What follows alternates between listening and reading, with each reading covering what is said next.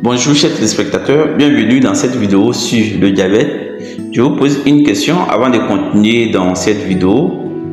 Avez-vous du diabète?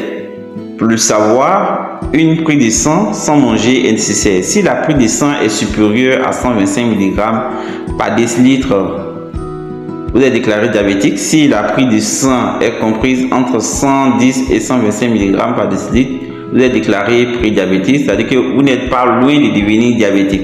Par contre, si la prise de sang est inférieure à 110, on dira que tout va bien. Pourtant, il n'est pas bien de dépasser 100 mg par décilitre à jeun. Si tu ne changes pas ton mode de vie, tu seras obligé de prendre l'insuline. Or, un des effets secondaires de l'insuline chez les diabétiques de type 2 est la prise de poids. La prise de poids est un facteur de risque de diabète de type 2. En effet, l'insuline prise force tes cellules à prendre le glucose que la nourriture apporte dans ton corps.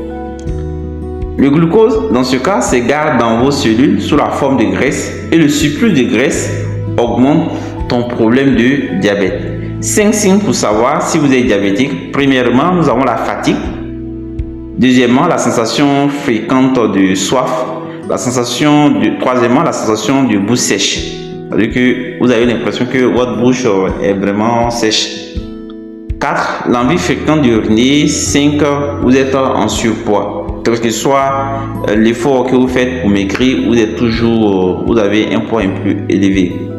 Des médicaments contre le diabète sont prescrits. Pourtant, les risques sont connus depuis 40 ans. En effet, les diabétiques qui prennent des médicaments ont un risque élevé d'infarctus, de faire un AVC ou de mourir par maladie de cœur.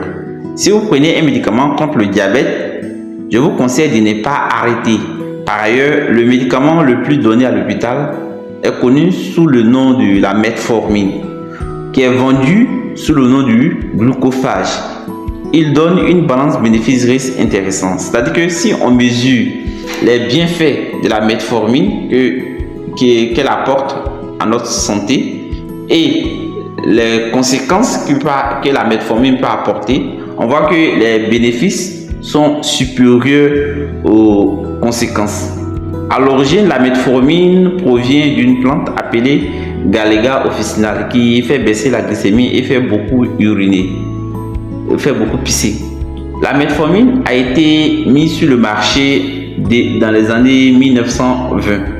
Cependant, la metformine fait baisser la quantité de vitamine B12 dans le sang. Si vous prenez de la metformine, pensez à prendre un complément riche en vitamine B12. Mais il est mieux de prendre un traitement naturel contre le diabète de type 2, car le traitement naturel est sûr et sans conséquences sur la santé. Prenez bien soin de votre santé. À très bientôt.